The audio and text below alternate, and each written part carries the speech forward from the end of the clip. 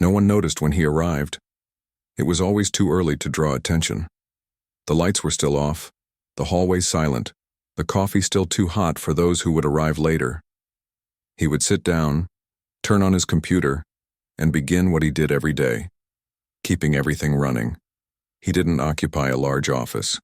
He didn't have a high-ranking position. He didn't participate in strategic decisions, but he knew the company like few others. He knew where every process failed, where every error tended to arise, and which problems needed solving before anyone even realized they existed.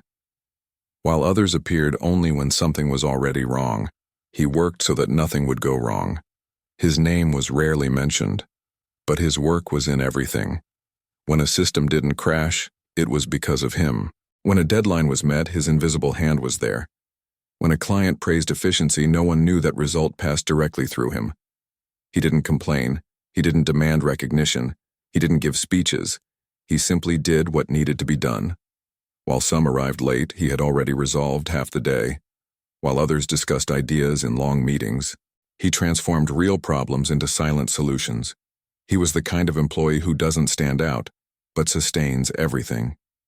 And perhaps for that very reason, he began to be forgotten. Because that which works every day starts to be taken for granted. As if it had always been that way. As if there weren't someone holding the structures together so everything wouldn't collapse. He was too efficient to be noticed, too discreet to be remembered, too essential to be valued. And the company didn't realize it. Over time, routine became a dangerous habit.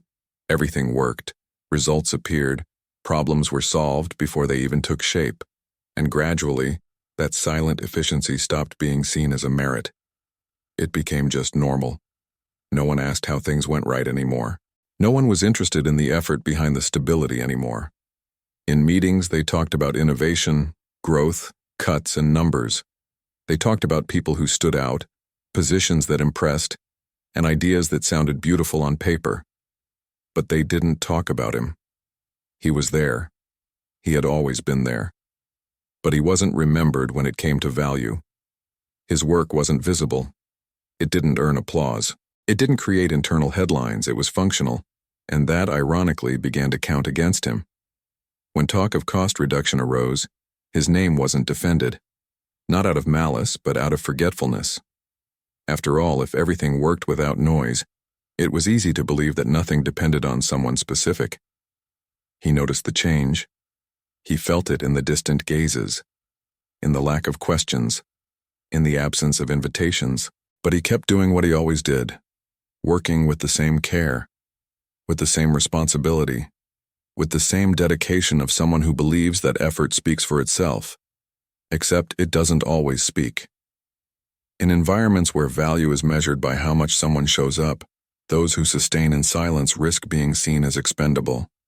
And that is exactly how, little by little, he went from essential to invisible. The company didn't realize the mistake. Yet, the decision wasn't personal, or at least that's what they said. Open spreadsheets, projected numbers, columns that summarized people into costs. It was just another common meeting. One of those where everything seems technical, rational, and distant from human reality. They spoke of efficiency, optimization, eliminating excess. And in the midst of those cold words, his name came up. No debate, no defense, no context. Someone commented that his role seemed redundant. Another said many tasks could be redistributed. Some even claimed he didn't do anything visible, and that was enough. No one asked what would happen if he were no longer there. No one tried to understand what exactly he sustained every day without fanfare, because decisions made from afar rarely see the ground where things actually happen. When the meeting ended, everything seemed settled.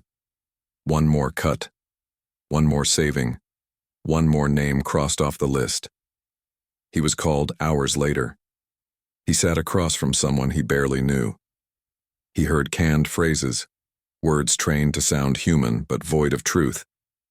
Nothing personal, change of direction. We thank you for your services. There was no real gratitude, no recognition. There wasn't even curiosity. He listened in silence. He nodded. He stood up.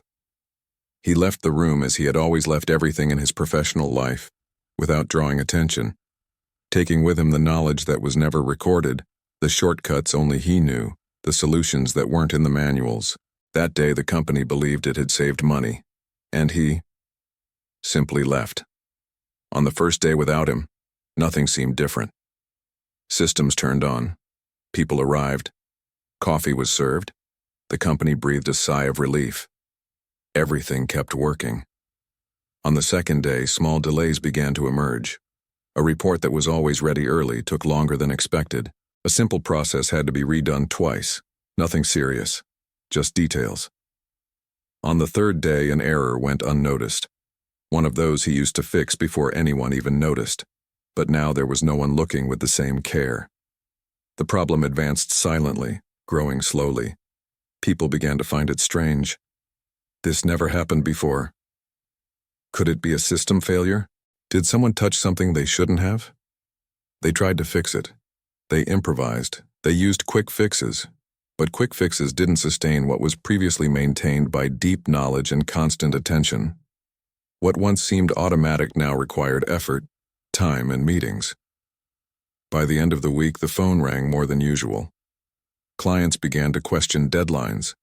Departments began to depend on each other in confusing ways. What used to flow in silence now got stuck in noise.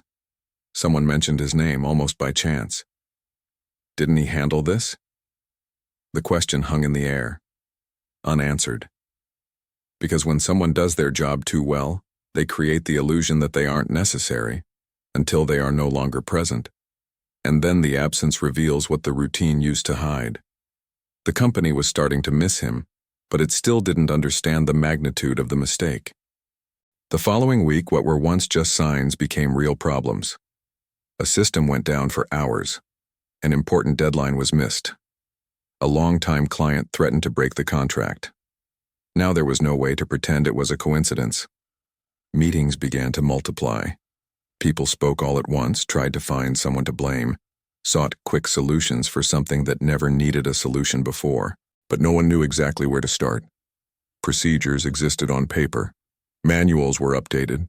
Instructions seemed clear. Even so, nothing worked like before. Because what kept everything standing wasn't in the documents. It was in the accumulated experience, the invisible adjustments, the decisions made in seconds by someone who knew every detail of the company's inner workings. They tried to divide the tasks he used to do. Each went to a different department. But no one had the full picture. One would solve a part, another would create a new problem, and so the cycle repeated. The environment grew tense. Employees who had never dealt with certain challenges now found themselves overwhelmed. Confidence began to drop.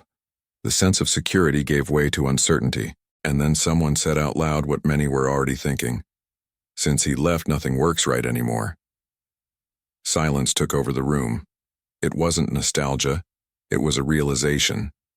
The company was beginning to understand that it had confused silence with irrelevance, that it had traded stability for immediate savings, that it had dismissed someone without knowing exactly what they sustained every day. But recognizing a mistake doesn't mean knowing how to fix it, and the worst was yet to come. After the problems began to pile up, the company decided to act, not out of conscience, but out of necessity. The first idea seemed simple and logical. Replace him. After all, people come and go all the time. They just had to find someone up to the task. They opened the position urgently. They adjusted the role, inflated the title, and increased the salary. Within a few days, impressive resumes appeared. Professionals with certifications, confident speeches, and experience in well-known companies. People who knew how to sell themselves well. The chosen one arrived confident. He spoke clearly. He understood theory. He mastered concepts. In the first few days, everything seemed under control. He read documents, participated in meetings, asked for reports, but he soon noticed something strange. Tasks didn't connect as they should. Processes depended on decisions no one could explain. Small adjustments made a huge difference, and no one could understand why. He followed the manuals, and he failed. He tried to apply standard solutions, and he created new problems. Because what kept everything running wasn't recorded. It was in practical experience, the watchful eye, and the invisible corrections. The company then hired another professional, then another. They called in external consultants, expensive specialists. Each analyzed a part of the whole, but no one saw the complete picture. Costs increased, deadlines were blown, trust began to crumble, and little by little the truth became impossible to ignore. They hadn't just fired an employee. They had discarded the foundation that held everything up. When the discomfort stopped being just a feeling and started affecting results, someone decided to look at the numbers. Not out of nostalgia, not out of regret, but because the situation demanded concrete explanations. Old reports were compared with current ones. Periods when everything worked with stability now served as a reference for a chaotic present. Operational costs had risen. Rework became frequent. Deadlines, once predictable, were now constantly missed. Nothing made sense at first glance. The company had grown in structure, hired more people, and invested in consulting and modern tools. Yet, it delivered less than before. Performance had dropped right after a decision considered strategic. It was at that moment they began to notice an uncomfortable pattern. Current problems were exactly the ones that had never existed when he was there. Situations that were previously resolved without noise were now turning into open crises. Processes that flowed naturally now required long meetings, justifications and explanations that no one could give clearly. Gradually, memories surfaced. Remember when this almost went wrong, but he fixed it? He was the one who handled this part, wasn't he? He always knew where to look. Silence took over the conversations. There were no official records of what he did. Not because he was disorganized, but because his performance went beyond paper. He didn't just follow processes. He understood the actual inner workings of the company. He corrected invisible flaws. He anticipated problems that no one else saw. The numbers now laid bare something that had previously gone unnoticed. Balance didn't come from the system, nor the rules, nor the titles. It came from a person who operated in silence. And the company realized this too late. After the numbers revealed the truth, the atmosphere inside the company changed. There was no longer any way to pretend the problems were isolated or the fault of external factors. His absence began to gain a name, a shape, and a weight. And when that happens, the same reaction almost always arises. Trying to go back. First, discreet conversations. Then, private meetings. Finally, a silent decision to find him. Someone remembered an old email. Another found a saved contact. There was no official announcement or public recognition of the mistake, just the practical attempt. The message was careful, polite, cold.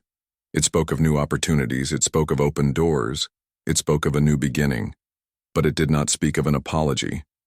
Meanwhile, the company continued to face daily difficulties. Processes stalled over minimal details.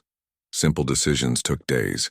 Teams wore themselves out trying to replace something they had never fully understood. The knowledge he carried couldn't be recovered through documents, because it was never just in notes. It was in the lived experience, in the errors corrected over the years, in the improvised solutions that worked and became standard without anyone noticing. On the other side, he read the message calmly. There was no anger, no satisfaction, no rush. He had already learned the most important lesson. Those who only realize value when they lose it rarely change the way they see things. And returning to a place that only recognizes you when it misses you isn't a fresh start, it's a repetition. He replied politely. He thanked them for the contact. He said he had moved on to a different path. The company was left without an answer. And for the first time, it understood that some decisions have no way back. With the passage of time, the absence stopped being just an operational problem and became a constant weight. It was no longer about failing systems or missed deadlines. It was about trust, about security, about the feeling that something essential had been broken. The company tried to adapt. It created new roles. It divided responsibilities.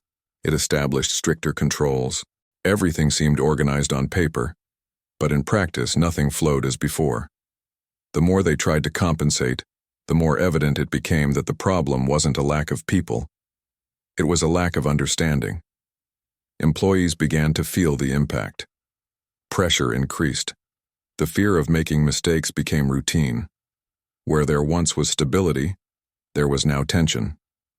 People spent energy trying to avoid failures, and gradually something even more dangerous emerged: the normalization of chaos. What would previously have been considered unacceptable began to be accepted as part of the process. The level of expectation dropped. Excellence was replaced by survival, not because people didn't care, but because they no longer knew how to sustain the standard that existed before. Leadership, then, realized they had made a mistake. They hadn't just lost an efficient employee, they had lost someone who served as a silent reference. Someone who, without speeches, set the pace, the quality, and the balance of the work. And this kind of loss isn't solved with money, nor with new hires, nor with motivational speeches. It leaves marks. The company moved on because there was no alternative, but it never functioned the same way again. There was always something out of place. Always an emergency adjustment. Always a problem that seemed small but kept repeating. And every time that happened, someone remembered him. Not out loud, not officially, but in the uncomfortable silence of those who know they lost something essential. Over time, the story stopped being directly discussed. New people arrived, old employees left, and the company went its way. But some marks don't fade. They just become silent, present in the background of every decision. That firing came to be remembered as a breaking point. Not officially, not in formal meetings, but as an internal example of what happens when you only look at numbers and forget to understand. Leadership learned the hard way that not all value is visible, that there are people who don't appear in reports, don't occupy flashy roles, and don't give speeches. People who simply do what needs to be done every day so that everything works. And when those people leave, the impact isn't immediate. There is no explosion, there is no instant collapse. What exists is a slow, almost imperceptible erosion until the system can no longer sustain itself as before. This story isn't just about one company. It speaks of environments that confuse silence with irrelevance. It speaks of leaders who see titles, but don't see people. It speaks of decisions made without understanding the real consequences. For those who work in silence, there is an important lesson. Dedication without recognition isn't a virtue, it's burnout. Staying where you aren't seen isn't loyalty, it's abandoning yourself. And for those who lead, decide, or evaluate, here is the hardest warning. Learn to see those who keep everything standing while they are still there. Because when those people leave, there is no immediate substitute. What remains is only the absence, and the late certainty that what sustained everything wasn't so invisible after all. Some stories don't end when the words run out. They keep echoing in those who know how to see. Perhaps you saw yourself in this silent employee who sustained everything without being noticed. Or perhaps you remembered someone who was by your side and was only missed when they were gone. This story reminds us that not all value appears in reports, that those who make noise don't always sustain, and that those who sustain often do so in silence. Before we finish, reflect. How many people keep everything standing around you without recognition? If this message spoke to you, like this video, it helps YouTube bring this story to more people. Share it with someone who needs to hear this lesson today, and subscribe to the channel to continue receiving deep, real stories full of meaning. Because some stories aren't just made to be watched, but to be felt. See you in the next video.